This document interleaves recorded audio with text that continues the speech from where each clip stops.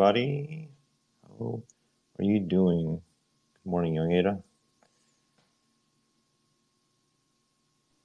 GM.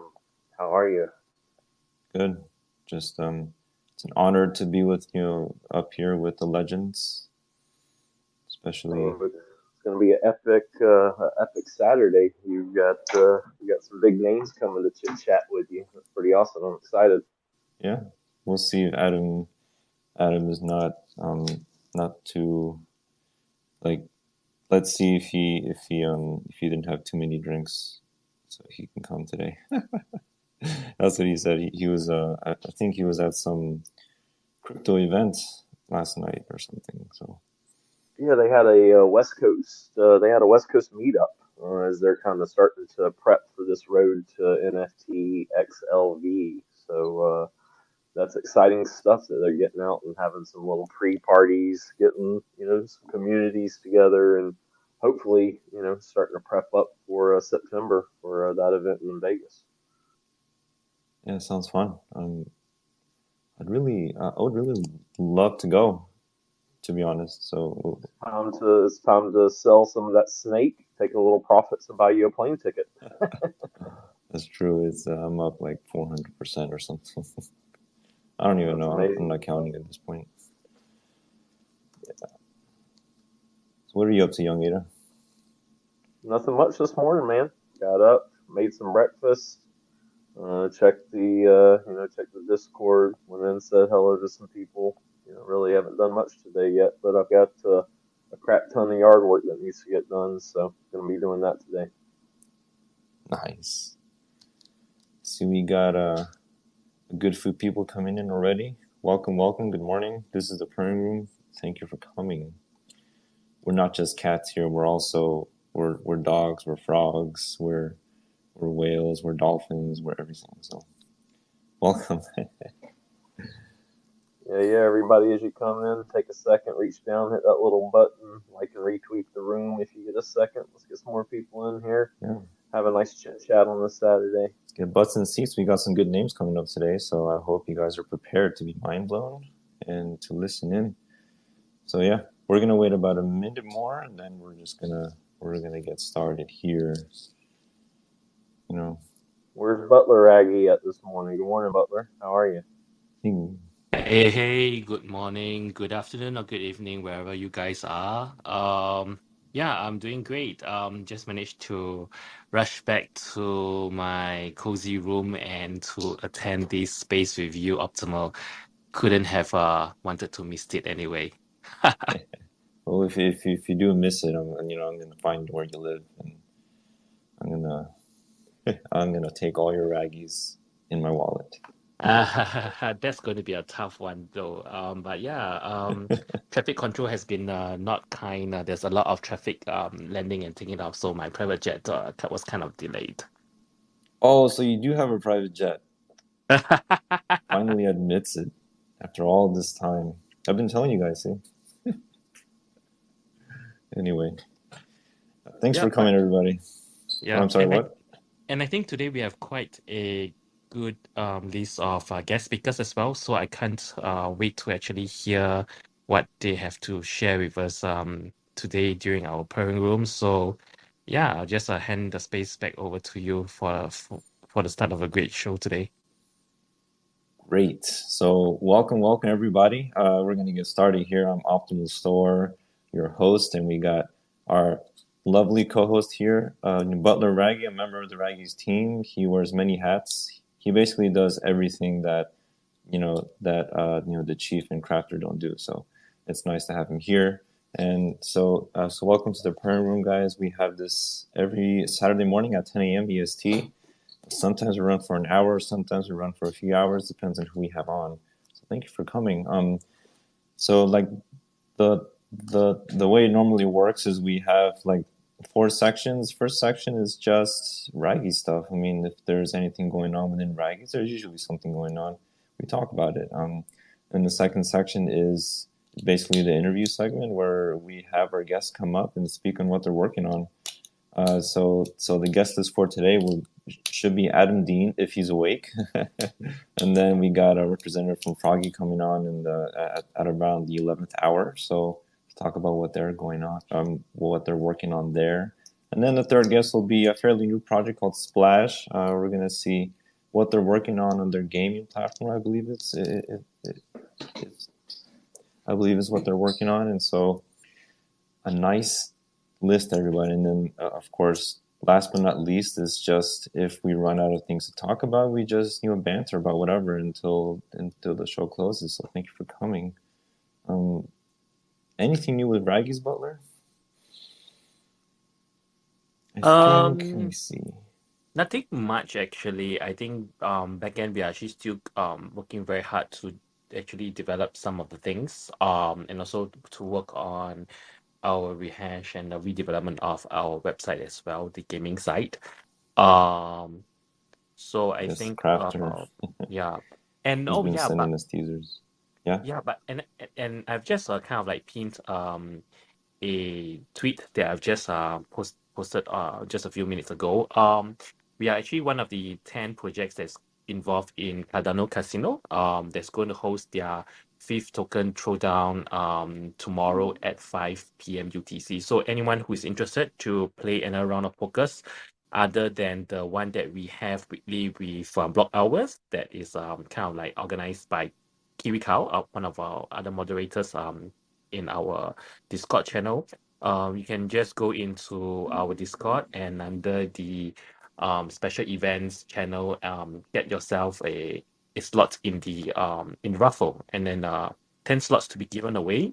And I've heard the prizes is quite a great quite attractive. So if you're interested, to go into our Discord at discord.gg/cryptoregis. Head down to the special events the channel and yeah, enroll yourself into the raffle for the token throwdown by Cardano Casino. That's That fun. aside, yep, that aside, sorry, that aside. So we're still the Cardano Gaming Festival, hosted by Degen Ducks Club, is still ongoing, and a lot of things are happening after this space as well. So, if I'm not wrong, the schedule runs for almost over 6 hours over at Degen Ducks Discord, whereby a lot of games will be played, a lot of other gaming projects will be sharing their what they're doing, probably some alpha, and probably giving out some giveaways as well. So if any one of you are interested to learn more of any other gaming projects in the Cardano space, you can head over to Degen Ducks Discord.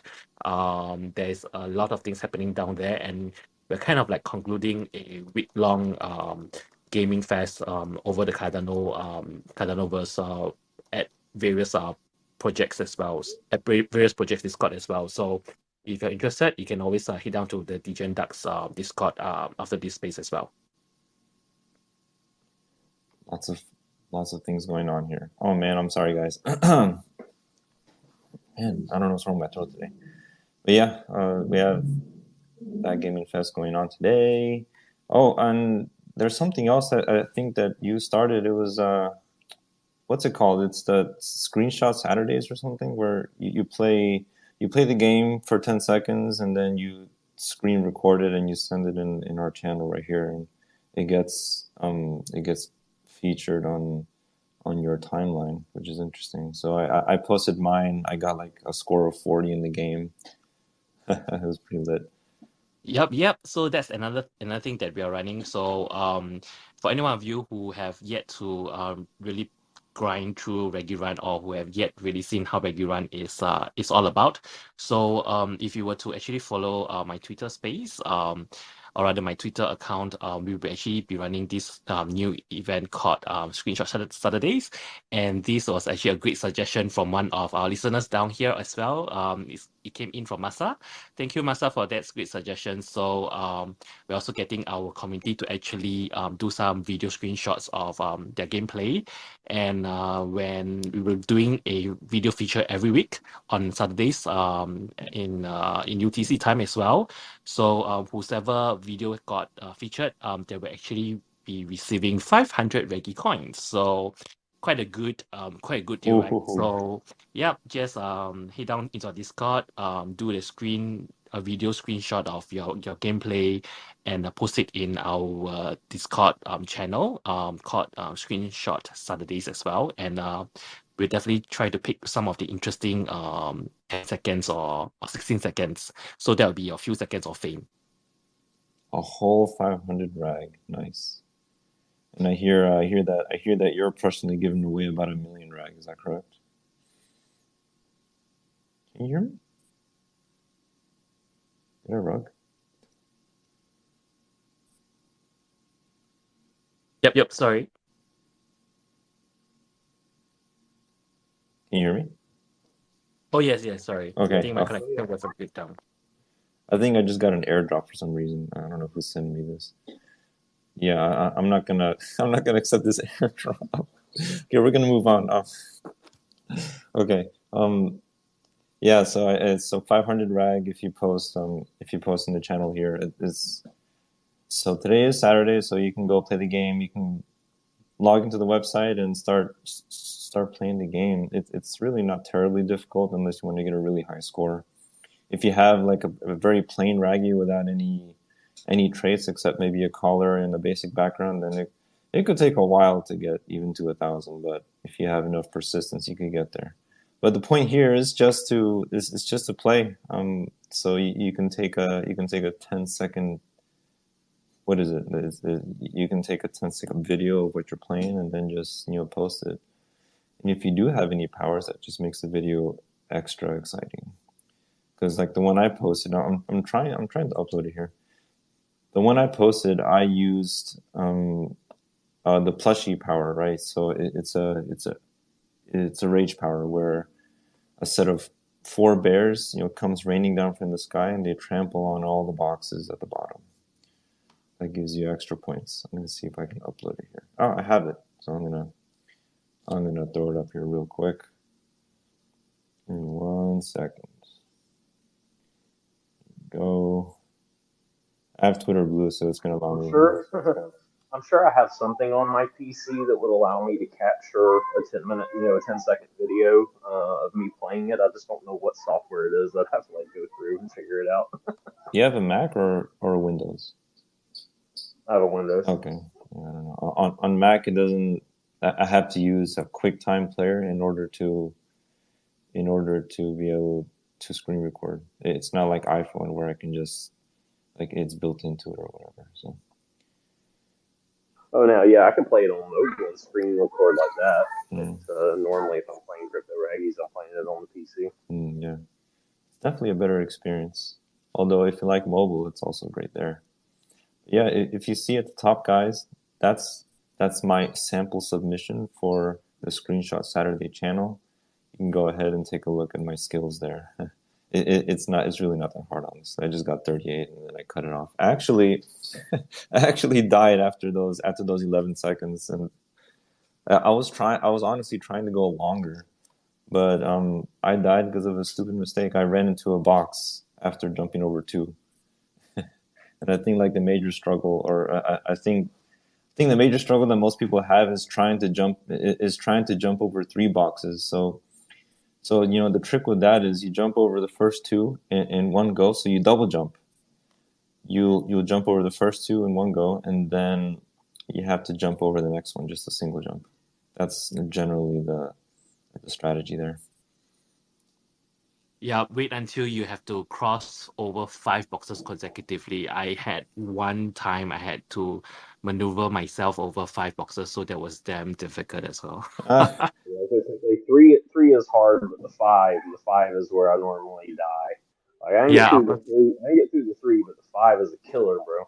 You got to time that thing perfectly. exactly, young Ada. So I was like, damn, this game hates me, giving me 5 boxes to cross at a single time.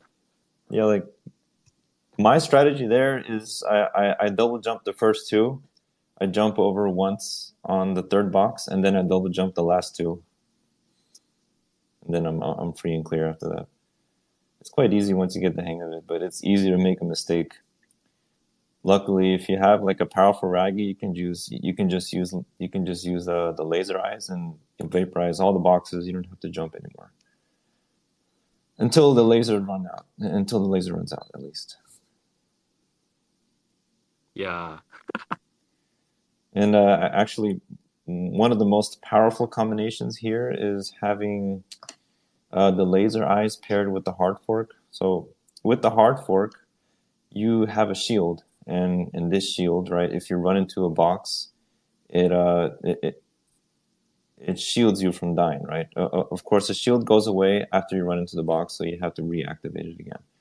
But this allows you to sort of run the entire game without ever having to jump, essentially, as long as you keep using laser. And then if you run like under the exhaust pipes, under the platforms in the game, like you see in the video up there, if you use a hard fork, then it'll regenerate your power bars, so you'll never have to jump again, ever. And paired with the plushie power, so that's the rage power.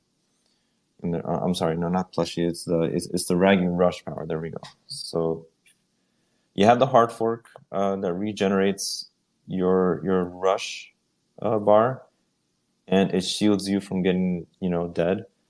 And you can also use the plushies to regenerate your rush bar and your power bar once your hard fork and laser eyes run out.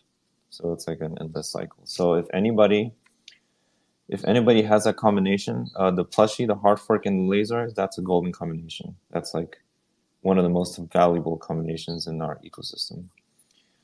Oh yeah. Yeah, and you will, in regards to the plushie, you'll have a couple of options here. Usually, there are some raggies that actually come with the plushie trait built in, so you can use that. But the downside is that it only applies to that raggy, right? We do have plushie NFTs though, and so these plushie NFTs, they're essentially our VIP NFTs on the platform. So you can use this. You can pair it with any raggy, and it'll give you the plushie power, what you call like the raggy rush power, no matter what raggy you play with. So if you have one of those, you're definitely winning. And then at that point, right, if you already have the plushie, then all your raggy needs to have is the laser eyes and the hard fork. So yeah, we're just waiting on Adam being here, guys. He'll come up at some point if he's not asleep. It's all good though. We always have something to talk about. Yeah. Have you played the game recently, Young Ada, or no? I have not. I have not played recently. I need to, I need to sit down and play. I like playing to the boss fight at least. That's always fun. See, so like the very first time I loaded up Crypto Raggies, I didn't realize that like the boss fight was a thing. So like I'm just running around with my cat, jumping over these boxes, trying not to get zapped, and all of a sudden like this like little video pops up, and one of my favorite projects, Block Owls, all of a sudden, one of their ships appear, and then I'm in this fight with, I think the very first boss fight I ran into was with like a dirt bird or something like that, or no, a pred from the dirt birds, and I was in awe and kind of mad because he totally dominated me, so that wasn't fun, but it was a good time. It's a fun little game. Yeah, Pred is a tough one. If you want to have any chance against defeating the second boss Pred, then you need to have a shield, a rocket, and hopefully you have like the super speed trait that some of the raggies have here. Yeah, and just sort of to let everybody know, in the Raggy Run game, there's two bosses, right? The first boss is usually the ape boss. He shoots these little pink balls at you, and you have to dodge them or shoot them down. And you get points for that. And if you can defeat the boss, then I think you also get points for that. I don't remember if you made the update for that yet. And then we have the second boss is Pred, right? It's from, I think from the dirt birds, right? Because Yeah, dirt yeah, birds. yeah, and so Pred is one of the I guess the antagonists there, and so that's where the collaboration is from. So you go there. It's really difficult, and I think I have a video of that too. Either me or Server Error. I'm gonna find it on his YouTube channel. But like Pred essentially will shoot a laser at you every I don't know every 30 seconds, and then you have to dodge it, and then at the same time he's shooting at you, and at the same time you have to dodge the lightning bolts, and it's very difficult. But if you're super skilled, like some of our experienced racksters, you'll find that there is actually a spot you can stand where Pred can't get you no matter what he does. So I'm gonna leave it at that. You guys can figure out what that is because I actually figured that out a while back. If you stand in a certain spot, the lightning bolts and the shield and the lasers can't get you. Interesting. Very nice. That's a nice little pointer, Yeah, a little alpha there for somebody that hasn't played. exactly. And so yeah, normally when people run into the Pred boss, they'll be net negative in their points, but this little trick will allow you to actually be positive in points if you keep shooting at the lasers that their Pred shoots at you. So it should be pretty nice. Heck yeah. So did you by chance take part of the mongrel net that was going on? Did you get one of those before they sold out? No, I didn't. I was listening in on the spaces though, and I think they wait. So you said they're sold out, or? Yeah. They minted out yesterday. Yeah, It was only 3,000 of them. So I mean, it's a good amount. It's a good way for them to start building that community, get some PFPs out there and whatnot. Um, yeah, yeah. They were trying to get I the last 100 minted, I think. yeah. So shout out to them. Ori had a mint a few days ago, a couple of days ago. That was pretty cool. They did some physical merchandise along with some NFTs. So that was pretty cool. Aeonian Sky had a mint yesterday. I missed out on that. I didn't get a block. It's okay. That's what it is. Can't Nice. get them all. Did Did you get to mint one? You minted that like a one of one, right? Yeah, Mongrel. Yeah, I'm into the 101. I'm into the Reservoir Dog Mongrel. Nice. Yeah. I'm pretty excited about that. I normally have, I have pretty good luck minting. When mints pop up, I've been lucky enough to get pretty blessed. Whatever you want to call it. Like I guess I've got good luck when it comes to minting NFTs. So like I cleaned up with alley cats, dude. I got just amazing alley cats when that was minting. Flip made money, kept some for free. We just got done doing the block owls mint here. A couple of weeks ago, I minted a mythic for myself, but some other people in the community had actually sent me ADA to mint on their behalf, and I pulled one guy at Epic, I pulled another guy at Epic and a mythic, so he got a one of one basically, and then I did the mongrel mint yesterday and got a one of one, so pretty happy. Nice. I was looking. What do the Mongols do? Currently, just look ugly. I don't know. Mm. So the brand is Valkyrie, which is a skateboarding lifestyle brand.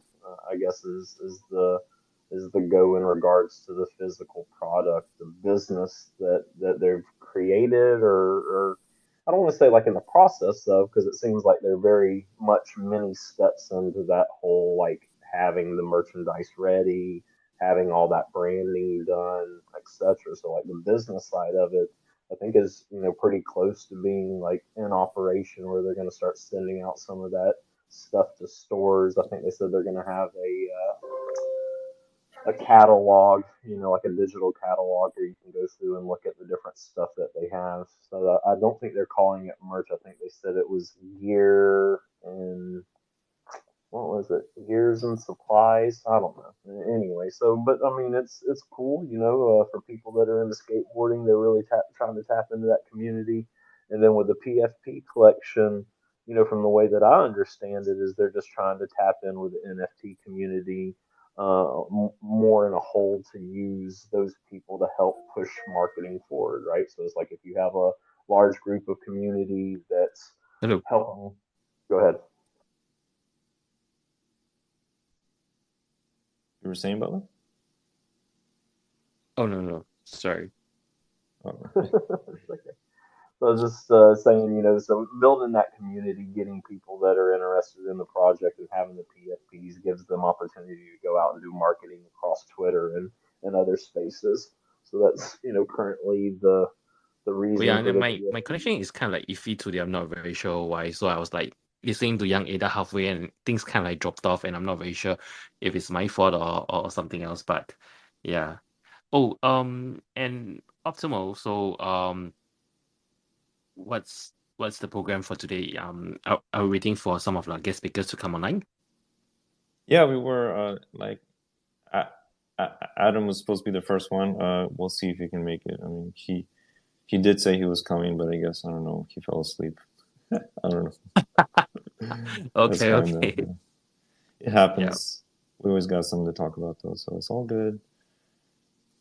All Yeah, good. but in any case, just for any of our listeners who are in here today as well. So, for us, Crypto Reggies, we are involved in this week-long Cardano Gaming Festival that was hosted by Degen Darts Club, and one of it is our week-long leaderboard for Reggie Run as well. So if any of you still do have some time, you can actually still go into Reggie Run right now and to spend the next last 1.5 hours and try to see if you can beat some of the high scores that are on the top 10 leaderboard right now. So if you haven't really gotten some time in the past week, and you still want to win some prizes, do try to at least beat out the last position or the ninth position to try to get yourself a slot on the top 10 leaderboard, because we'll be pricing out some exciting prizes to the top 10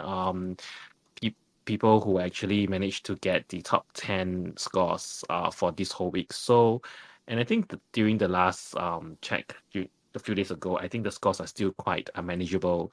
Not very high at the moment back then, but I think some of the top 10 scores are now actually far exceeded what probably you could. Oh, Um, you still talking about that? oh no, I'm done. Okay, Sorry, back to I you. thought we lost you. Yeah, Yeah, so let's yeah, take a I think look my at. reception is very bad today. Yeah. It's all good. Let's take a look at the top 10. Oh man, I can't speak English. Let's take a look at the top 10. All right. We got here. I just go into the website. Let's see. Okay. So, oh, you guys are gonna love this. The top ranked score here is 123,456. Oh man, I wonder who that is. And then the second one here we have 106,516. Oh my goodness, I wonder who that is. I think I know who it is, honestly. And then we got for the third place, way behind 61,770. Still third place, which is good. Oh man, these scores are quite high. It would take me like probably an hour to get to third place. Maybe 2 hours. I don't know. I need to find the raggy that will give me the best. Man, I have so many. I have to find it in my wallet. You know, that's how bad it is. In the fourth place, we have 31,454. Oof, that's still a lot. And we in fifth place, 22,947. Okay, that's a bit more manageable. If you have like a plain raggy, you could probably get there maybe in a few hours. If you have a powerful raggy, maybe an hour. Less than that, maybe 30 minutes. You're a really good So one. optimal, that was a really nasty flex that you just did there. You're like, I need to find a raggy that would let me get to that high score, but it would take me too long to go through all my raggies. That was nasty, bro. It's nasty. Oh yeah, guess you caught me. But it was actually a real struggle because I can't believe I'm talking about this. I literally I had to Big sift through my big wallet. bag big bag problems, buddy. Big bag problems. Nobody's crying. I have to sift through my wallet just to find. Actually, I think I have it written down somewhere like the raggy that I normally use. But normally my strategy is to send the raggy that I use the most to Raggy Purse, which is our very own cross-platform wallet, and then I connect to the game with that. Because I don't use most of my raggies to play the game, since most of them don't give me the amount of points that the rare ones do. So yeah, if you have a few raggies, that's a strategy that you can use. Just send the one you use the most to Raggy Purse, and then connect to the game with that, and then you'll be set. It's a pretty lightweight wallet, I think, and it's not.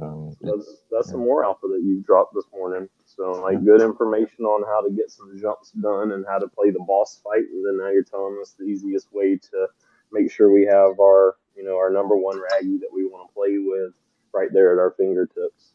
Shout All out to right. you. Shout So out to Adam that's Dean. it. So we still do have a few more hours before the actual excitement starts over there at Club Discord channel. So things will be kicking off at about 8 p.m. UTC later today.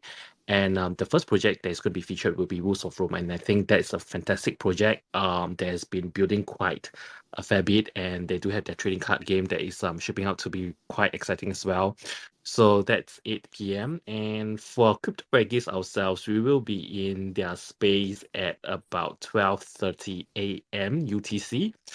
I'll be there, and we'll be talking to everyone in the space for about 15 minutes. So if any of you are interested to learn more about Crypto Regis, if you have not, then that would be the time to tune in then as part of the whole game fest. And I do see Adam is already on and in the purring room. Hi, welcome Adam. Welcome, Adam. Hey guys, good morning. Morning. How are you doing? Oh, I'm all right. Just waking up. So Did you have a wild night last night, or? no, actually, a pretty tame one. We finished the San Diego meetup, and then I was back here at the hotel and in bed by like 9 a.m. or 9 p.m. So Nice. I'm glad you had fun. Thanks for coming up. We're just talking about raggies for the first 30 or so minutes. So yeah. Give me 1 second here. I feel like my connection is spotty sometimes, so sometimes I might drop off. I really need better Wi-Fi. Yeah, my Wi-Fi is kind of like the same as well. So half the time I couldn't hear some of you earlier on just now as well. So we'll do our best, I guess. Anyway, we do have young Ada here, right? Yeah, we do. Yeah, I was just fixing to say I think Butler can't hear me, so either it's cutting in and out or I'm boring him to death. Okay. All right. Well, Adam. Well, you were gonna say something, Butler, or no? Okay. So Adam, well, thanks for coming. I hope you slept well. Better than I did. I think I went to sleep like at 12. I had like one beer, just to end the night, and then I think I fell asleep, listening to a Twitter space. I'm not sure, and I woke up at 6:30, and I was like, all right, it's time to get some coffee, I guess. So I hope you had a good morning, Adam. oh yeah, well, it'll be better after I get some coffee, but it's all good. Nice. So as I understand it, right? When is NFT LV? So NFT LV is going to be September 29th through October 1st. September 29th. Okay. Yeah, in Las Vegas at the Las Vegas Convention Center. Wonderful. I didn't get to make it last year. I really wanted to go though. It looked like a lot of fun. Yeah. I mean, it's all about getting out there and meeting and networking with the community and your like-minded NFT and Cardano project people in person. Getting to share a beer in person rather than virtually and everything um, is really awesome. And that's also part of why we're doing this West Coast crypto road trip as well, is trying to build up those local communities and um, encourage that networking and human interface to grow. Nice. And Yep. so I'm sorry, go ahead, brother. Yep. So Adam, how big was last year's event? I mean, in terms of some numbers, like were there a lot of projects, and how many people actually kind of like showed up as visitors and kind of networked throughout the whole event? We had, I want to say, 130 or so, maybe 140 different exhibiting projects, and about 3,500 to 4,000 total attendees, including the people that were exhibiting. Right. And for this year's NFT LV, what's your expectations in terms of the number of projects showcasing, and as well as the number of turn up of Cardano fan base that will be actually going down to mingle and network as well? I mean, what are the expectations that you have for this year's? I mean, being pragmatic, we're in the middle of a deep bear market, and everybody feels kind of weird right now. So if we can be about the same size and maybe grow by 10 to 20%, I would call that a win. Right. And I do agree with you as well. But I think there are still a lot of builders in the space, and I wouldn't be surprised that we actually will be seeing more than 10 to 20%. I mean, keeping our fingers crossed as well. So I think for us ourselves, we're also trying to see if we can actually schedule some time to actually attend the event as well. So we kind of like FOMOed the whole of last year because we couldn't make it.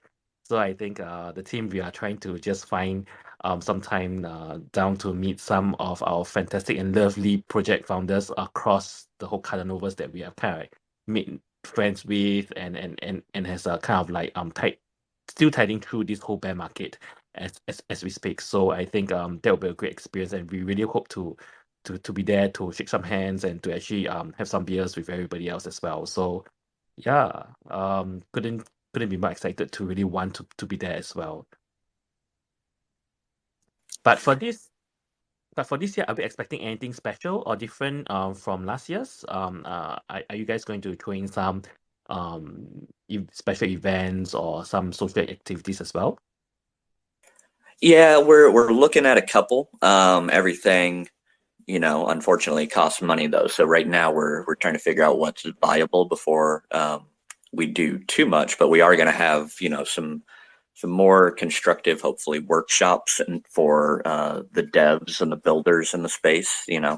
Um, and it looks like Cardano Foundation is going to join us and help out with a lot of that. In terms of, like, hey, let's do some how to write a smart contract or how to write a CIP or do some stuff like that to help people be more engaged and involved. We're going to have an artist gallery for people that don't really have so much a project, but they are an artist participating. And we're also looking at maybe doing something like a gaming contest or at least an area or something. So nudes can get his Mario Kart on, and maybe anybody else, if any of these the gaming projects that we have are in a space to actually have people do a cooperative or a competitive kind of challenge, then we could have a space for that as well. So we do want it to be much more experiential versus traditional conventions, hopefully this year. Wow, right. So hearing that if Cardano Foundation is going to throwing their support and bringing some expertise to share in terms of some knowledge, like what you mentioned, like writing, like setting up some workshops and things like that, I think that would be really quite exciting as well, because I think for this event, there will definitely be quite a fair bit of founders, developers, project owners who will be down there as well. So I think that kind of workshops and knowledge sharing could really be helpful, especially when many of us are still building quite aggressively during this period of time. And yeah, and I think that we've definitely kind of a valuable kind of experience that we can't really get elsewhere as well. But speaking of which, like um as if as in you're kind of like in the West Coast doing this outreach program as well, do you think that you guys will be forming um be coming down to the other parts of the world like Europe or Asia or Australia to do something similar as well? Or would you guys be like getting somebody who are more prominent or have a bigger presence in those areas to actually lead those kind of like extended outreach? Yeah, well, so the interesting thing is we actually already since last year have had this local outreach program. We called it the Road to CNFTCon last year, so we're calling it just the Road to NFT XLV this year. So every one of my West Coast crypto events that I'm going to is on the road to NFT XLV. But we've already got forms on our website, I'm pretty sure, nftxlv.com, where if you're interested in attending or hosting one of these events where you live, we'll send out, as much as we can, some stickers or pins or marketing materials and help you promote the event and tell people about it and everything. Because it's impossible for us to be everywhere in the world. We're a team of like 4 or 5 people that are just doing our best right now. So it definitely takes a community. Even this tour of the West Coast, like Allie down there has been invaluable in helping me set up the Seattle dates and times and all of our events that we're doing. So it takes a community to really know, like, hey, where's a cool venue to even go and hang out and meet up with people. You don't know that until you've really been boots on the ground. So we couldn't do it without the community. We do it for the community. So yeah, if anybody is interested, but I will be doing an event in Edinburgh in July. So we're coming for you, Europe, and I want to do more in Europe because I love it over there. And of course, we would love to go out into Asia, Africa, the Middle East, and Australia as well as we can. Wow, you're going over to Edinburgh sometime in July. So that's where some of us are actually. So, I mean, speaking in terms of crypto reggae, so maybe if you're there, we could probably drop by. Or if not, we'll try to find time to catch up when you're in Edinburgh. But yeah, and I think to all the listeners down here, if you guys are interested in kind of like doing extended outreach on behalf of the NFT LV, like the road or the journey to NFT LV kind of series of events, probably they could reach out to you, Adam, I would suppose. Yeah, absolutely. If needed, just reach out to me, ping me, or at me on a twit, and I'll open up DMs or whatever. And yeah, absolutely. Always happy to answer questions and get people steered in the right direction. Great. Oh yeah, back to you, Optimal, if you have any questions. Yeah. So why NFT LV as opposed to CNFT Con? Yeah, so it's NFT XLV was purely pragmatically to make sure that we are welcome and opening to anybody who is interested or part of or building NFTs. We already had last year a handful of projects from Ergo, Solana, Ethereum, and of course Sebastian and DC Spark with Milkomeda were there. So we don't want to close ourselves off and say this is Cardano NFTs only, because we want people from other chains to come in and see the cool things that Cardano projects are doing. And we also don't want to stick our head in the sand and miss something potentially cool and innovative that somebody on another chain is doing as well. So we want it to be for everybody, because we do feel like this whole industry of tokenization and NFTs is so nascent that it doesn't do anybody any good to be a maximalist just yet. We need to win the general public over, and then we can kind of argue and settle on which chain is better suited to which purpose. Wow, that's definitely very interesting as well because it's now not a kind of like an exclusive Cardano event, but it's going to be opening up to other kind of like blockchains. So I earlier you just mentioned that Cardano Foundation would be there, but would other blockchains foundations or major companies be there as well? I mean, I'm reaching out to them and extending the olive branch and the invitation. I think I've actually heard back from VeChain and started the conversation with Polygon so far. They're the ones that have actually replied. So we'll see. But yeah, we definitely want to encourage other projects and other people, whether they're in Cardano or not, to come out and help and kind of focus on what their tech stack is doing and everything. So yeah, if we could do a how to build a multi-chain NFT project or something, and we get some of these foundations to collaborate as well, I think that's going to be a win for the whole space. Yeah, definitely. I think especially since the last few months, there have been quite a lot of multi-chain, cross-chain talk on the spaces as well. So I think a lot of projects are also looking at working not only on the Cardano blockchain space, but also on other blockchain as well. So yeah, interested to see how these other blockchain can be represented during the NFT LV, and then I think that would give a lot of opportunities for project founders and other like-minded people to actually approach and be educated on the possibilities that anybody could have missed out previously. And speaking of which, Masa has joined us and on the speaker podium. So, Masa, would you have something to ask Adam? I would Hello, suppose. hello. Yeah, Welcome, what's Masa. up? Hello, Adam. I don't think I've actually ever spoken with you directly before, but thanks for all you've been doing for the space for the past forever. Um, just wanted to put that out there first. The other thing, just kind of regarding the different chains. Have you spoken with like AVAX and Aptos recently? Not recently. I tried to reach out to the Avalanche, their version of the foundation, and I don't think I've heard back from them. But no, I haven't had a chance to reach out to Aptos yet. Okay, because I think I met someone yesterday. Yeah, yesterday. Who runs a project on Polygon.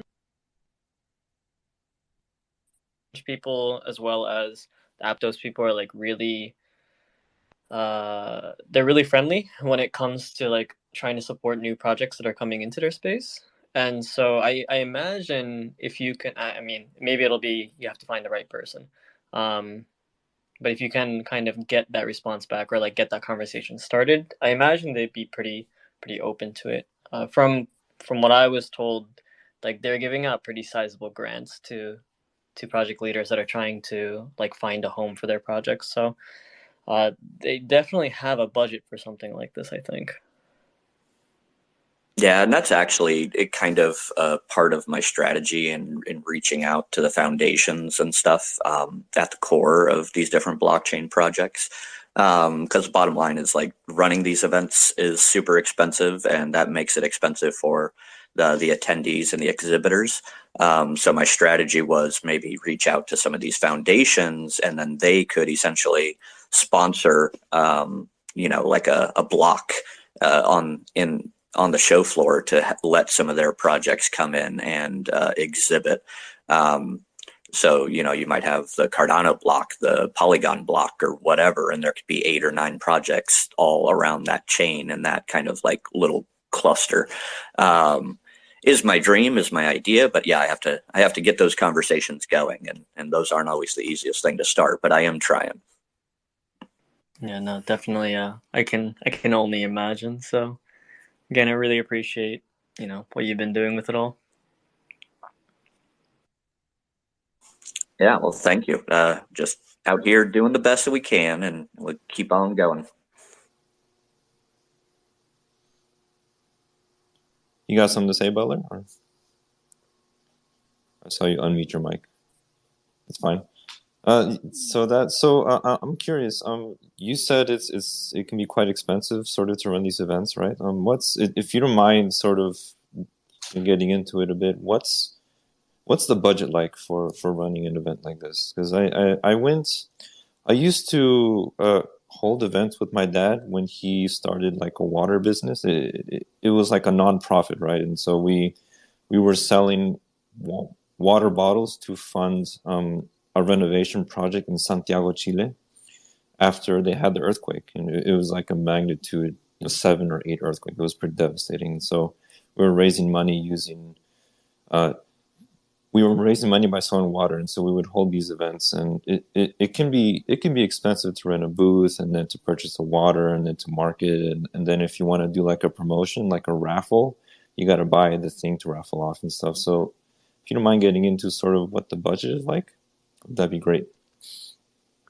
Yeah, absolutely. And that's, something that we knew we were going to be confronting a lot of, particularly last year, but I think we're still in that mindset this year as well, is that a lot of us that have come into the NFT space and created projects and everything have never even attended a Comic-Con style event, or an expo style event where you go and you set up a booth and everything. So people didn't really know what to expect, or how to go about it or how it all works. So from our perspective of the organizer, we're basically renting out this exhibition hall from the convention center, which I think costs somewhere around $100,000 or $200,000 for the weekend.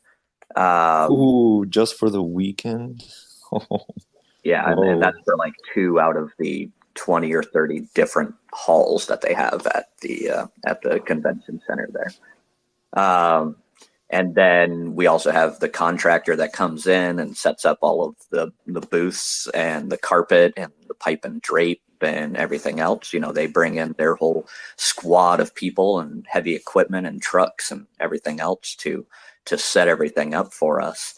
And then, of course, you get add-ons where you have to pay for the power, you have to pay for Wi-Fi, you have to pay if you want a water connection, you got to pay. So it adds up pretty quickly. So usually the way that breaks down is you figure out what your square footage of show floor space is. And essentially, as a booth, if you're doing like a 10 by 10 booth, you're getting 100 square feet of whatever show floor space is available. So usually that's where you start, is you reserve your 10 by 10 booth, your 100 square foot, but it's usually pretty plain. It's got just a plain black backdrop and a plain white piece of paper sign that says your name on it or whatever. So if you want to do anything else extra above and beyond that, like have a cool backdrop or stickers or whatever, you have to go out as the company or the business or the project and acquire those things additionally over and above. So we've tried to keep our costs for the actual booth space as low as possible, while giving people some of the benefits that are usually like a hidden gotcha. So we're like, all of our booths are going to have power by default. So that way, if you need a TV or a laptop or a speaker or whatever plugged in, you'll have it. Because usually when you're doing these kind of events, you don't even get power. So as an exhibitor, you come in and you go, oh, well, I need to plug in somewhere. And of course, there's a friendly electrician nearby that's willing to get you power if you pay them, a few $100 extra for the weekend, over and above what you've already spent on the booth. So we are trying to limit the amount of those like surprise bills that you get, but it can very quickly, if you're trying to do a full booth, be probably at least $3,000 to $5,000 worth of expense, not even counting your travel and hotel room, to be a presenter at one of these shows. And I'm still pretty sure our prices are lower than literally any other event of nearly comparable size. So we are doing as much as we can. And then, like I said, we are exploring getting some sponsorships and stuff, like maybe from some of these foundations that could help decrease those costs even more where possible. Yeah. No, go ahead, Butler. It's fine. Yep, and also to add on to what Adam has shared, yep, I actually come from a background of the MICE industry, meeting planners and associations and things like that. And I've also attended quite a fair bit of meetings and conventions myself as well on a professional basis. So definitely having to do such a roadshow or even such a conference or seminars or convention itself is not cheap.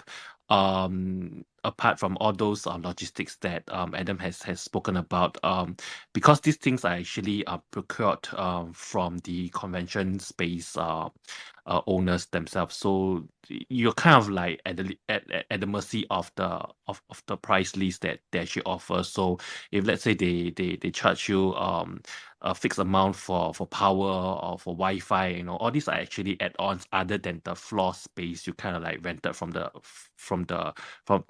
venue itself. So yeah, if you're going to exhibit as a exhibitor of getting a booth, all things kind of adds up. And based on past experience, it can go up to the tens of thousands, if not to the hundreds of thousands, depending how extravagant your booth is going to be. So, and I think definitely not. It's definitely some form of investment that you're going to have to put if you're going to exhibit as one of the booth exhibitors. Yeah, and hence, even as a attendee of these events, the ticket price is not going to be cheap, because those ticket prices actually goes in to help the organizers to subsidize some of the other overheads and some of the logistical costs as well. So usually event organizers don't really earn that much per event, but most of the time, and I think for Adam's cases, I think he was barely breaking even just for the purpose of hosting such events for the benefit of the wider community. So thank you very much, Adam, for doing this for all of us. And I think we're definitely very much indebted to your time and effort in doing such things. And over to you, Masa. I think you had your hands up earlier. I think Young Ada had his first. Yeah, Oh, it is was it? Young Gator first and then Masa. Yep. Sorry, I thought myself first. Yeah. So Young Ada, over to you. Yeah, I just wanted to toss a question out there, Adam. Has there been any thought into offering something less than a booth to people that maybe want to come? Just thinking of maybe like a little roped off area where there are just some of those like standing round tables, that doesn't have a seat at it, but like kind of like what was in the conference room that was next to the hotel where the first meet and greet was. There's these big tables where maybe people could put some of the stickers for their project, a little sign that says "Come meet one of our founders." So for like people that really don't have maybe a large following or a large budget for their marketing, but still want to have some kind of representation. Has that been given a thought? Yeah, and that is something that we're exploring, is how we could have basically like maybe even just like a plain step and repeat banner or something for a project, which is kind of like your selfie booth, or just whatever, so that a project could just have a banner, right? And we can box out some of the floor space for that. And allow projects to be there, basically on a budget as well, or via sponsoring some small stuff. Like you said, like if we have a cocktail high top table or something, maybe it has a branded tablecloth or whatever with a project on it, so that projects can be there. They can have some sort of presence that matches whatever their available budget is, for sure. Oh yeah, I think that is a fantastic idea. If you have like in the VIP area or whatever, if you have some of those cocktail tables, so maybe a project could be a sponsor and purchase a tablecloth, and that whole entire tablecloth is just printed with their logos and shit. That'd be cool. And Over to you, Masa. over to you. Yep. Oh, sorry. Regarding the I'm like half asleep at this point, so bear with me. But like with the costs and whatnot, so we have in Tokyo, we have this huge like event center called Tokyo Big Sight. And what's kind of interesting about that one, there's an event that happens twice a year, technically 4 times a year, but there's twice a year at this center, and it's like $100, not even, to set up like a small booth. So like having a table set up. Then like the bigger ones run up to like $300-$400 maybe. I don't Granted, I don't know if like what hitting costs might be, but I'm just curious, like if you were to do the event and then try to lower the cost, like would it make more sense to just do it in a different location? I mean, possibly. There are certainly cheaper places, but the other thing that we have to consider is the ability for a global audience to travel as well, how easy or difficult that is, and how much actual expense that introduces as well. From my perspective, if I'm coming from California, Nevada, Arizona, or basically any of the West Coast, I can probably drive and get to Vegas for, $100 or $200, where I can't get to Tokyo, for example, without a few $1,000s worth of flights. And I have to somehow get all of my equipment over to Tokyo. So while there might be cheaper floor space necessarily, that doesn't necessarily mean the total cost in aggregate that we're looking at for projects is not the same, or potentially even more, given the difficulties of traveling. Right. Sorry, I should clarify, because I framed my question poorly. I'm not saying you should come to Tokyo because it's cheaper to do it here. I only mentioned that because it's like the one frame of reference that I have right now. Definitely thinking of, whatever the fees are in, and this is my kind of I lived in the Northeast in the US. I lived in New York. I haven't really been to the West Coast of the US, so I don't know. But I imagine Vegas is more expensive than some other places that have decent access as well. And so it's always been kind of that lingering question of like, does it have to be Vegas, or can it be somewhere else within the states that has, equally easy access, I guess? Yeah, well, and just to answer that one, the big part of why Vegas is because our whole team is Vegas based. So we can literally go and meet with the convention center in person. We can meet with the contractors in person, and we can put eyes on things and see them. Where, let's say we're in, I don't know, Charlotte or something, we would be doing everything remotely, trying to coordinate and do this whole thing. We do also have to find, local advertising. We have to hire local people to come in and work the event and everything.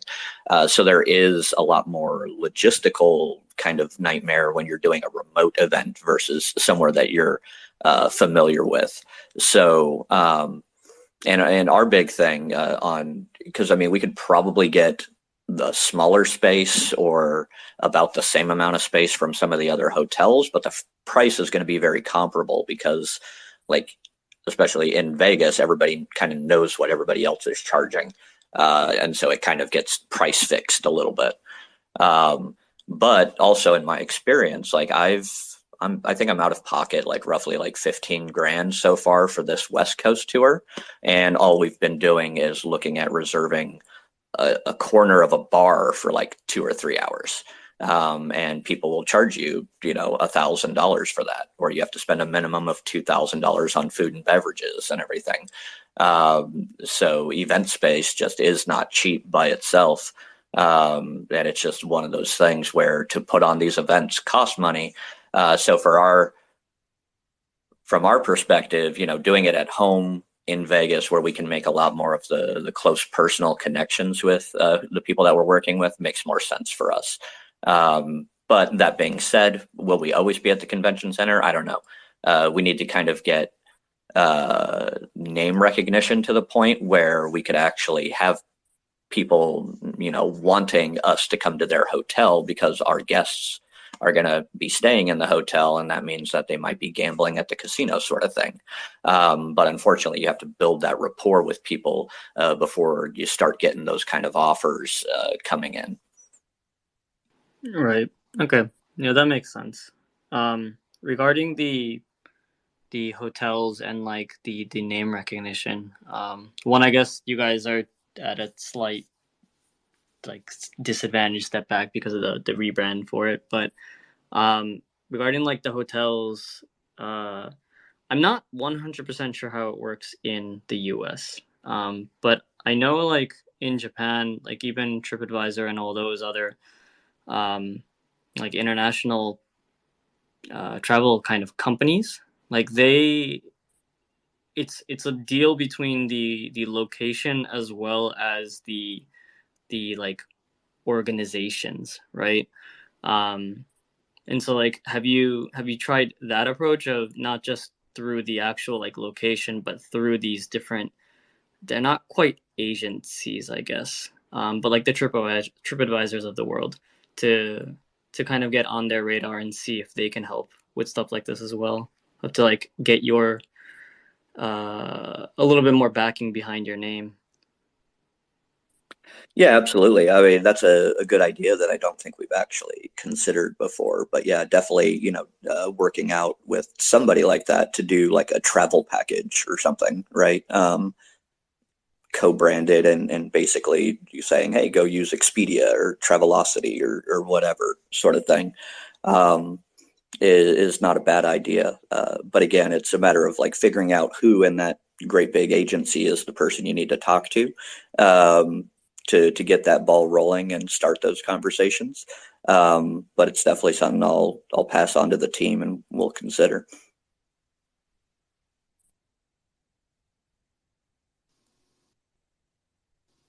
Awesome. Yeah, it sounds like I did have a question about that actually. You were talking about sort of this. Yeah, I actually had something to add to the travel package thing. When I went to try to sign up last year, I noticed that I could actually get like a hotel package or something like that. Was that with one of like the local hotels? Because I think I could pay like a bunch of ADA, and then I would get like an NFT drop, and of course I would get like a hotel stay. Do you remember what that was for? I forget. Yeah, so last year we handled the hotel reservations and allowed people to pay in USD or ADA. Um, and so we're partnered with the same hotel, which is the Westgate. It's literally right across the street from the convention center again this year. The reason we chose not to do that is there was a lot, especially at the time of the event when we were trying to coordinate and set everything up, of people calling last minute like, oh, I can't make it, but my friend's going to take the hotel room and stuff. And because we had placed ourselves in between the attendees and the hotel, it all had to go through us. So it added a lot of kind of like logistical nightmare right at the end, right when we're getting to the business end of it. So you can still book hotels through the Westgate. There's a link on the website already, but we're having the Westgate do it directly, and only they're still only accepting fiat, just to minimize that pain point for everybody. Okay. Yeah, that makes sense. So when I go this year, I'm gonna see if that would be the best option for me, at least if I go. Not, I might just stay at another hotel. I mean, I don't know. I guess we'll see when we get there. Man, I forgot the other question I had. I was gonna say, think. Give me one moment here. Just a second. Was it something got to do with hotel stays or the event itself, October? I'm blanking out hard here. I'm losing my mind. It's very interesting though, because I attend. I used to attend a lot of events, especially for the Water for Hope nonprofit we started a few years ago, and so I find it interesting how these events are sort of like scheduled and planned out, because it takes a lot of planning in advance, and it takes, I don't know, it just seems like a big headache. But at the same time, if you know, if you have like a good reason for doing it, then I guess it's certainly worth it to bring people together and to have people meet in person, because some of the most, or at least the way I see it, like some of the most important connections are made in person when you shake hands, kiss babies, and all that stuff. Oh, okay. So I do remember the question I was going to ask. Oh no, I think I'm seriously bugging out today. But yeah, man, I'm struggling hard today. Yeah, but let me just interject at this point in time. So I think back to Adam, I think we got kind of like very excited to know what's the program going to be like for NFT LVs, and who's going to be I mean, what's the program lineup, and who are the attendees as well. So would there be a timeline when some of these more important program timeline and the attendees and the speakers going to be confirmed or laid out for everyone to know? Yeah, I mean, that usually ends up being something that's really flexible right up until the day of. And even during the weekend, like all of a sudden somebody came down with food poisoning or something and they can't make their panel. But we are working with some folks. I think I can at least confirm that like Charles is going to be back as a speaker. So we have to work with their schedules and what their handlers and what their availability is, and then start to basically play like a giant Jenga game to make that whole tower of speakers come together. So I'm hoping that over the next probably 2 months we'll start to have a much better idea of who will be confirmed to be there, who will be speaking about what. But yeah, we're just still collecting at this point. And especially because we don't do like other conventions where we don't charge people to come and speak. That's never been a requirement. We get a ton of people that are interested, so we have to figure out who's a good fit and what kind of panel would be most constructive for them to be on. Right, right. So yeah, I think that's something that everybody is looking forward to, which is the program and who's speaking and who's attending. And I think speaking of who's attending, I think a lot of people that I know of, like the lurkers themselves, they have already made their own um commitment to actually attend NFT LV. So I think there are some other project founders who are seriously considering to attend as well. So yeah, and I think that's something that we're all looking forward to, really to link up with everyone that we have working with so far across the whole Cardano space, and to really form that connection, like what Optimal's mentioned, right? And Optimal, have you kind of like recalled what you wanted to ask Adam about? Yo, I completely lost it. I'm sure it'll come back to me at some point. I have these things written down for a reason, but that one question was a really burning one. It'll get back to me. Feel so embarrassed. Cool. Yeah, absolutely. But yeah, like to your point about the speaker list and everything, that's one of those things where we trying not to overhype things if we don't have to, in terms of announcing somebody's attendance when it's not 100% done deal yet, because we don't want to be in that position where we have to also announce a cancellation if we can avoid it. So yeah, we've got a lot of really awesome people and projects and everything that have kind of verbally committed and said like, yeah, we're definitely going to be there. But it hasn't been kind of officially locked in, so we don't want to announce that too prematurely. It's not good for the community, in my opinion. and it makes it awkward for both us and the project if they did need to back out for whatever reason. So once people are 100% locked in, we'll absolutely start sharing that they'll be attending and what they'll be doing there.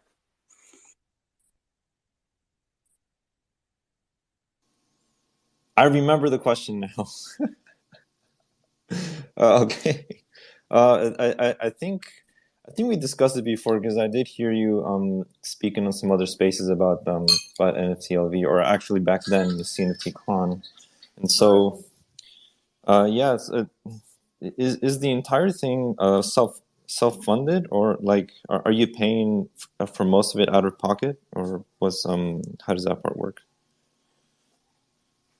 Yeah, I mean we're mostly bootstrapping it out of our own pockets and hoping that we get enough attendance and everything to break even and not be in a massive mountain of debt. So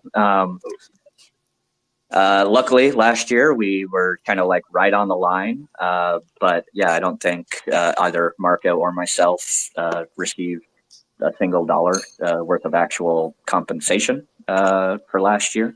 And definitely haven't gotten there yet this year because a lot of our costs are the upfront costs that we have to pay to reserve spaces or reserve a contractor's time. And then that's why we have to go out and hustle and try to get people to actually show up to the event so that hopefully we can pay those bills that we obligated ourselves to. So it's definitely a ton of work. It's a ton of cost. So anybody that is putting on these events, there's probably a lot less profit margin than you initially think because there are so many background costs like marketing and printing and everything else that people are generally not aware of that go into making these events successful. I see. Yeah, it sounds like a lot more difficult than I initially thought. So let's backtrack a bit before I do like a little reset. So NFT LV, you're sort of trying to appeal to the wider crypto market and even maybe the wider market itself. Although I have thought about this, right? There are already like many sort of events I hear about. So why start your own as opposed to maybe just building up a presence in events that are already going on? You know what I mean? Or Yeah, absolutely. I mean, so a big part of it was 2 years ago or so when we first kind of started this CNFT Con NFT LV concept. There was only really like Ethereum NFTs, and all of the other NFT shows were ETH specific. They hadn't done their whole drop the ETH portion and be for all NFTs. So it felt like there was nothing for Cardano. And we weren't welcome. We weren't invited to go to those things. And so we said, basically, screw you. We'll make our own event with blackjack and hookers. And so we're better than Vegas to get blackjack and hookers. And yeah, I mean, so it was always about being Cardano first and giving a space for all of the amazing projects and artists and everything that we have here to really shine. And I mean, to be quite frank, looking at the cost of what it costs to go and do a consensus or NFT NYC, if people complain about our prices, I don't think they've ever actually done market research about how much it costs to go and do those things. Because it's just astronomically expensive to attend some of the Miami or New York or LA events. So we wanted to try to do it in a way that was as affordable as possible because we know firsthand, we've been in contact with NFT projects since day one on Cardano and really understand that, you don't have giant mountains of cash any more than we do sitting around. So we wanted to try to make an affordable, accessible event that was also more about educating and outreach than it was strictly about the party atmosphere. I see. Do you see this sort of, being in the future at least, and as big as some of the other events that are going on, or is that just not really the goal at the moment? No, absolutely. I want to grow it to be a Web3 hub of community if we can. So I want to be as big or bigger than all of these other events, and that is part of the rebranding idea. And definitely the goal is to have, you know, NFTs be a section, and DeFi and governance and all these other things that we're using blockchain for either now or will be in the future, would have their own section as part of this larger crypto Web3 community event. So that way, uh, you can go and get your degen on with your NFT or fungible meme token projects, and then you can go and do the serious business governance stuff, and kind of get the entire experience. So that's why it's NFT XLV. The X is experience, and we're kind of working towards this block by block experience sort of branding. Awesome. Yeah. So thank you for sort of talking about all that in NFT LV. I'm definitely excited to have that happen again this year. So we're all looking forward to that. You're more than welcome to hang out with us.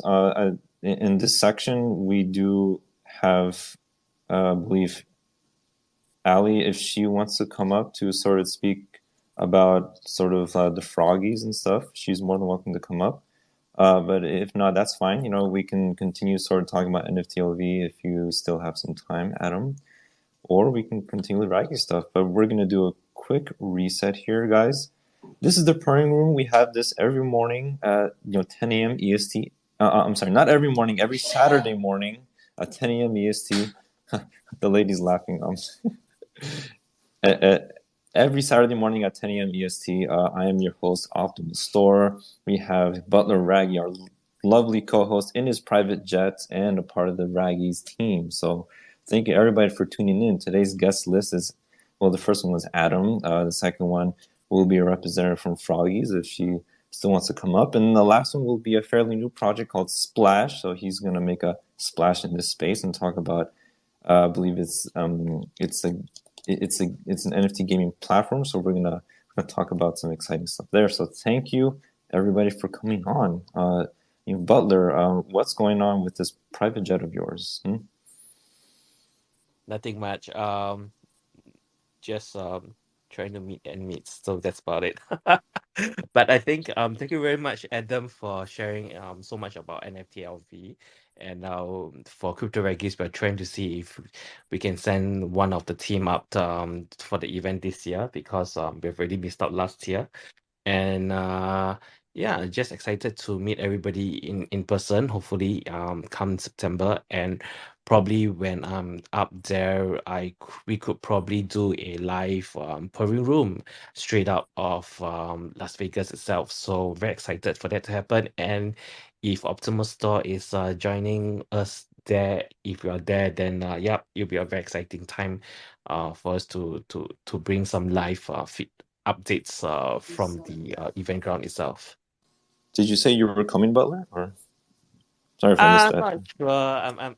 I'm my private jet can't really fly that far off within one tank, so I'll have to take coach the kind of class on maybe on United or American Express. Oh, not American Airlines, not Express.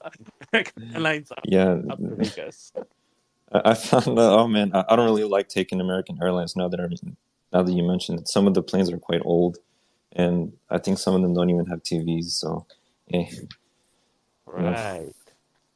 Okay, we do have some new speakers. We have Ellie on as well as Carl. Hi, welcome to the podium. Welcome. Hey, Thank it's you, good. Ali, for coming It's on. good to hear you guys' voices. Nice to see everybody. How you doing? You said what? Sorry. You said how you doing? Yeah. I just said it's nice to hear everyone's voices. I've been out for a little bit, so it's great to kind of like catch up and check in. Yeah. No. Thanks for coming up. I think we were in a space the other day. You were sort of talking to us or to Elle, I think, and we were chilling. So thanks. We do see you around, and I'll be around in Twitter Spaces as well. So thanks for coming up. And this section now, I think we're going to get into an interesting sort of organic community growth I've been watching recently. So just to give a brief about what's going on, as I'm witnessing, I think we actually do have a meme coin boom on Cardano, it seems, and many coins have come up out of the ether. The first one that I witnessed was a coin called Dean. That was really funny. That one was sort of created to sort of pump the follower count of this account named Dean. Right, his Twitter handle is at Dean's Epoch, and I think he runs his own stake pool. I'm not sure exactly what he does, but he's a chill guy.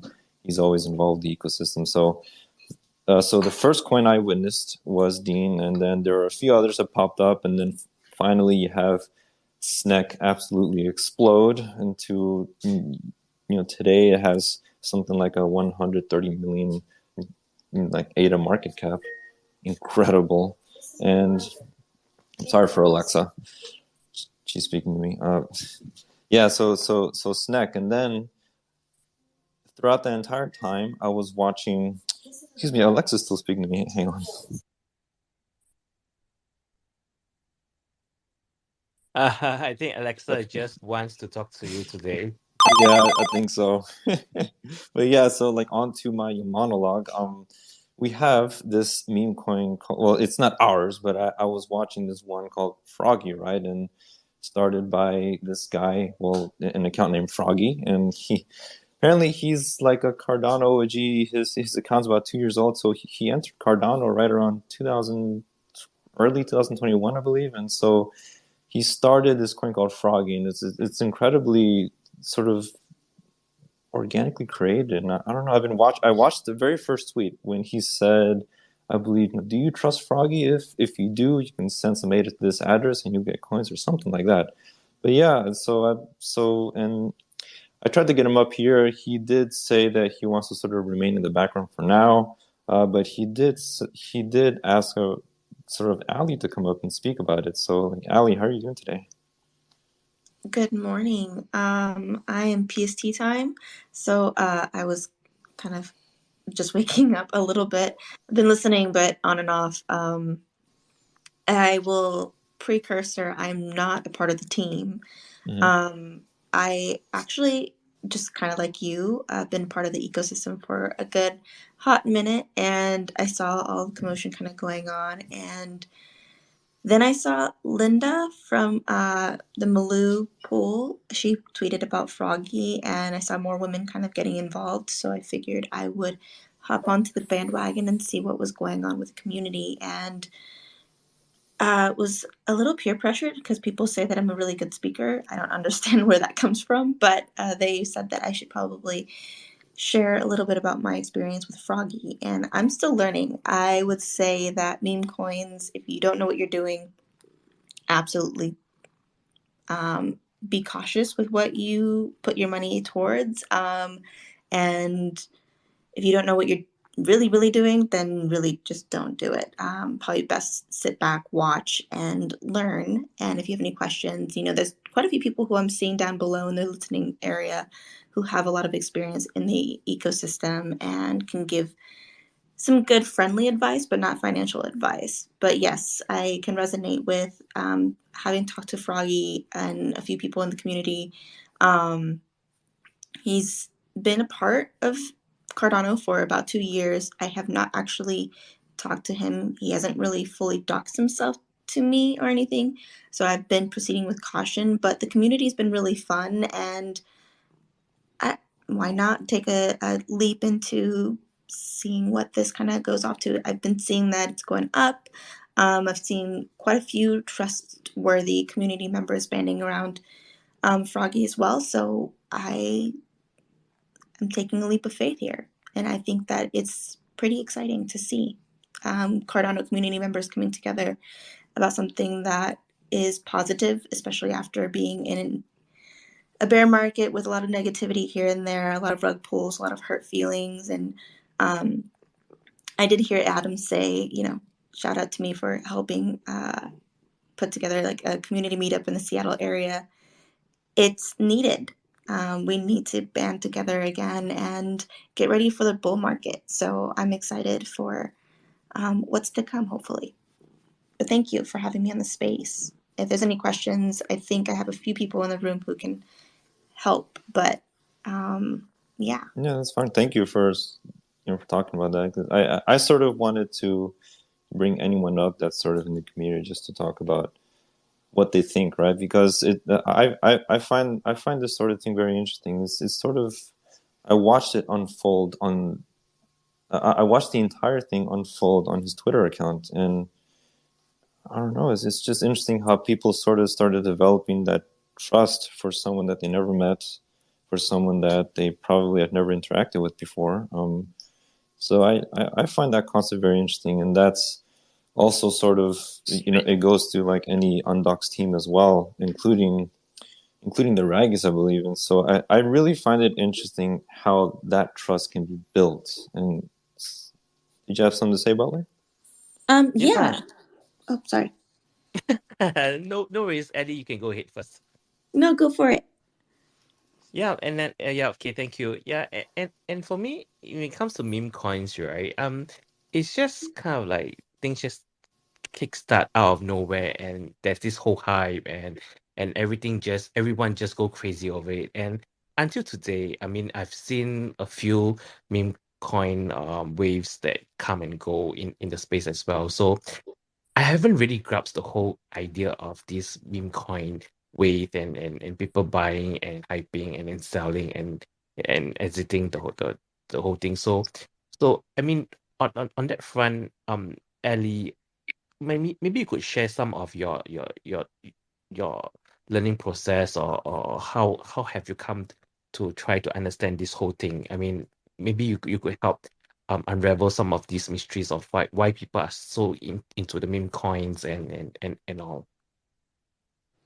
Yeah, absolutely.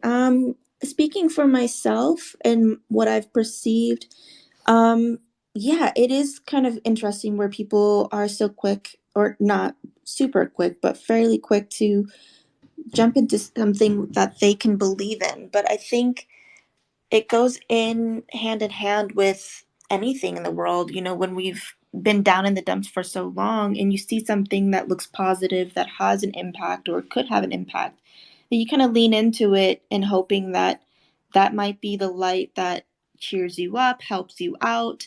I mean, we saw, Snek, for example, it's changed a lot of people's lives financially, and things, and emotionally.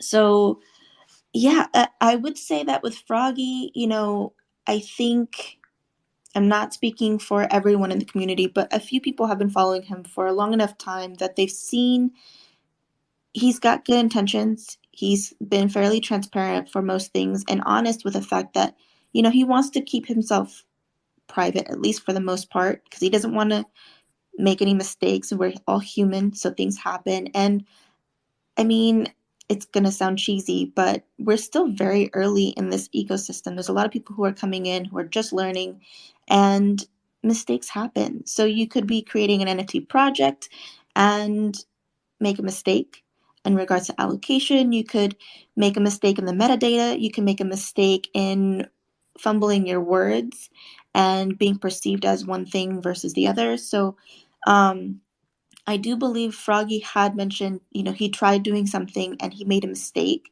and wanted to do right. And so this is where the Froggy communities kind of come about. And he's doing better, and he's listening to community, pulling in a lot of good mentors around. And you've seen a lot of people actually come to help. So you see, I think there was a YouTuber, Dan, who was part of Coco Locos. He's had plenty of um, mistakes and has also been helpful left and right for a lot of things. Also proving that you're human, you can come back from a lot of things. And then there's quite a few other people in the community, like Turtle Dow has also helped with a few things here and there. And it's nice to see that when we talk about we are all going to make it, I think the sentiment goes into stating that it's not one person. I mean, granted, there is an I part of the we are all going to make it sentiment, but it's about banding together, and if we work together, then we all are going to make it, versus just one person hogging it all and making mistakes and hurting a lot of other people. So this is also the part of the meme coin sentiment versus a shit coin. Meme coins it can be by one person or it can be by community. So I think the community is coming together and with a common interest of just having fun and creating something light and heartfelt is what the community needs right now before the NFT bull market shoots out. So yeah, that's just in my long way form of saying that's what I think is what Froggy is about. Right. Thank you for sharing that. I think that's something that really kind of like summarizes what most of the projects kind of like we will have to go through. I think in terms of start starting something from scratch, and then fumbling along the way, and then trying to get your footing as well. So I think that's that. But um was there any backstory to why froggies, as in this meme coin? I mean, that's another thing that I have a question. Like, previously there's this snake coin, and then now, and previously there's DGAF, or no, DNAF DGAP, coin. like don't give a Yeah, whatever. right, DGAF coin, and then No, now Mhm. there's Froggy. So is there any backstory to why Froggy was chosen to be named for this coin? yeah. So for frogs, it's, if you look in the real world aspect, frogs are usually, if a collection of them, it's an army or a knot, I think is the technical term. And that just means that a lot of them together is pretty well tight knit. And so for Froggy, he mentioned to me, he had the idea and wants to keep it like a small family kind of thing. But of course, it's growing and it's kind of been snowballing since there. Um, and he just built it from the ground up. Like mentioned, he built or launched one and asked who wanted to help, and people just kind of like hopped in and offered their expertise and experience. Starting off as an experiment, he had launched a token previously, and it just, a few things went wrong, and sent it out to the masses, and from there just didn't really quite go how he wanted, or how he knew it could have been. And so then decided to make Froggy Coin, and no pre-sale. He's using his own funds um, towards it, and then just kind of snowballed from there. So I'm thinking that's kind of like where it kind of all goes together. If you love something enough, kind of go with what you know and what you're familiar with. And I think the sentiment is well matched, where the community has been kind of like a little army banding together to help this individual and also just help each other. But yeah, I would say for everyone, as we always do in any space or in any conversation, do your own research, ask questions. And I think that's one thing to keep in mind when you're navigating through anything in Web3 is don't be afraid to ask the hard questions. Some people might think that you're a jerk. Some people might not be happy with how you voice your opinions and things, but that's the freedom of speech and the freedom of free will. You can choose to like it, you can choose not to like it, you can choose whatever you want. And so it doesn't hurt. And if a person who's leading a project is willing to give you their time and energy and, um, willing to answer questions, listen to your feedback, and make changes and adjustments, then that should be a good indicator that, what you're getting into is good. And then at the same time still proceed with caution, because you just never know. A lot of things in this world has been created with the best of intentions and has been used for good and has been used for bad, and so you can't always know the end perspective of some things or outcomes. But for the most part, I think I've had some good feelings. The guy has been very sweet, has been very nice, and has a lot of supportive people. So I think that's kind of where I've leaned into wanting to use my voice, I guess, to say that this is what I like so far. By all means, I'm still proceeding with caution. By all means, I'm still asking all of the hard questions and I'm still learning. And as mentioned, I'm not a spokesperson officially. I'm not a part of the team. I'm just an individual who liked people and wanted to help. And so I've been honored that much and been given a gift here or there to, being a token of appreciation for what I've been doing and what I'm doing. And hopefully from there just grows just how everyone else in the community can see that there's still opportunity to grow. Something with Snack, same thing with quite a few other things here and there in the community. So I hope that answers everything.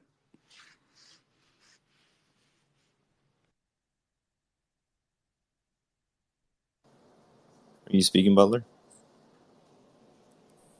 Hello. Okay. Guess we're going a bit AWOL here. But I guess I can see why sort of he wanted you to come up. I mean, like we all sort of get curious as to why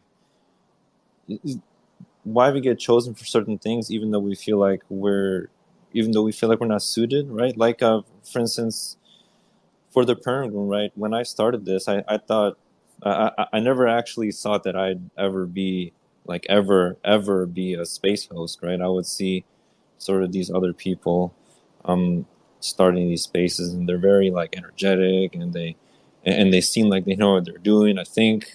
And then I'm just like, yeah, I'm gonna leave it to those guys. And then here I am, sort of, but hosting these spaces, right? But yeah, well, thank you for sort of giving your 2 cents and coming up here, Ali. I know it's never a light thing to come up and speak in front of an audience. So thank you for that.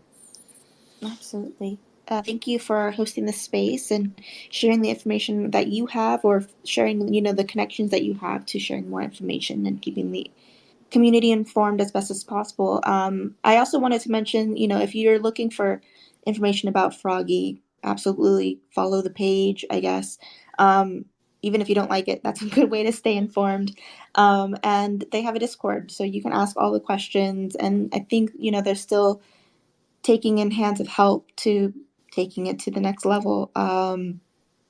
And so notifications on, doesn't hurt to see what's tweeted, what's going wrong, what's going right, all of the sentiments there. And so at least that's what I'm doing. I follow a few people who a lot of people don't like, but for me, the best way that I can say is it's best to stay informed versus staying naive. So like same thing with politics. Do I support some of the people who are running for office? No, but I like to follow them just to make sure that I know what's going on with what's potentially going to impact my life. And so, yeah, if you want to be a part of meme coins, then follow all of them and see what's going right and what's going wrong. And heck, it can inspire you to launch one. And best of luck for a lot of those people who want to be a part of it. For sure. I'm definitely here for the ride. I do have Snack. I do have a small collection of a few other meme coins, including Dean, Froggy, and Donk. I don't know what Donk is, but I received an airdrop of that randomly one day. I also had this other coin called Duh. I received that as well, like a bunch of those tokens for free. And I have this other token called Shit that apparently Hosky created, for as an educational piece.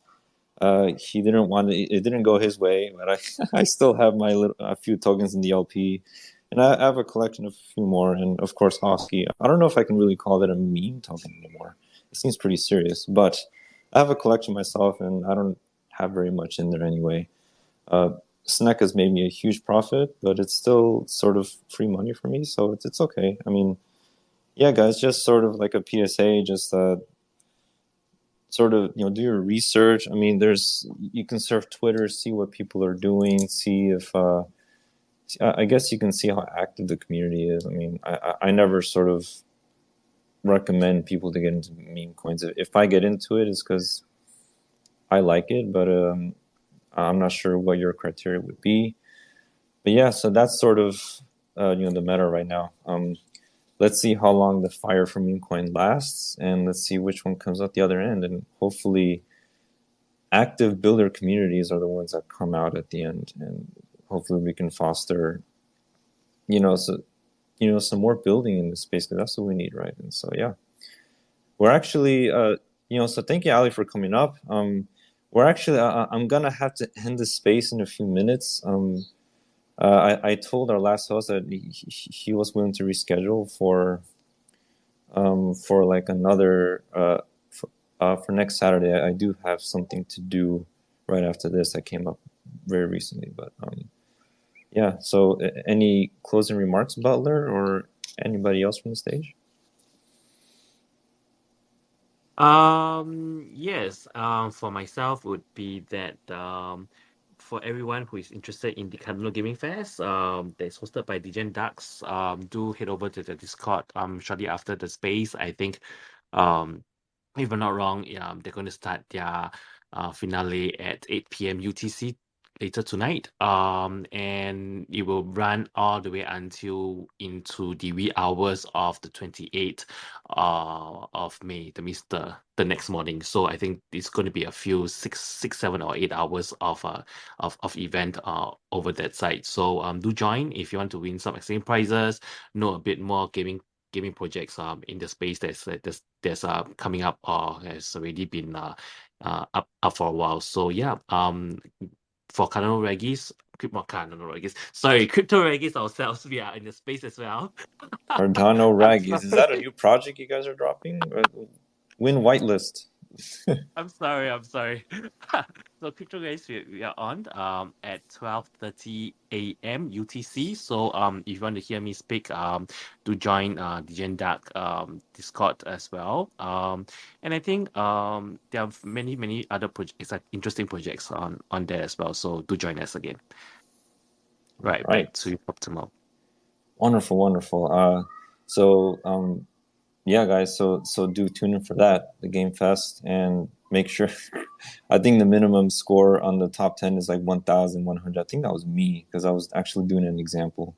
Let me check it out real quick. Should be pretty easy to get into the top 10 with my score. Yeah, so my score is 1,515. So that's definitely an easy entry. So do try and compete there. You will get in, but the scores might be higher by then. We'll see. But anyway, guys, this has been the Purring Room. Thank you all for attending. Thanks to Ali for coming up and speaking about her experience. Thanks to Adam for speaking on NFT LV, and thank you to Splash for understanding. Whoopsies. So thanks for Flash for sort of for agreeing to come next Saturday as opposed to today. I know it was a bit last minute. I just realized I have to close it soon. But thanks everybody for coming. This has been the Purring Room. I'm your host, Optimal Store. Your co-host is here, Butler Raggy, a member of the Crypto Raggy's team.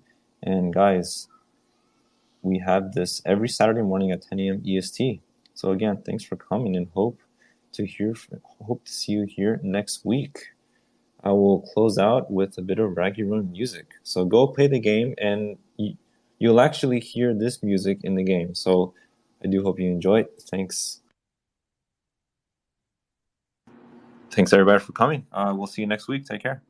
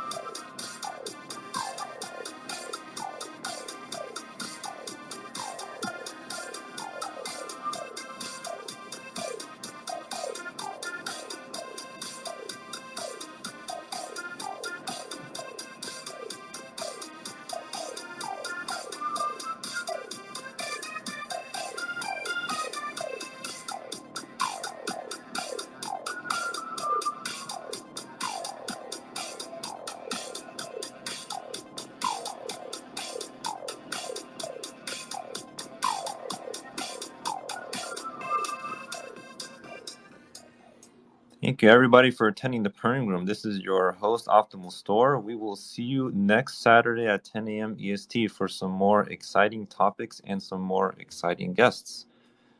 Stay tuned, and we'll see you next week. Bye-bye.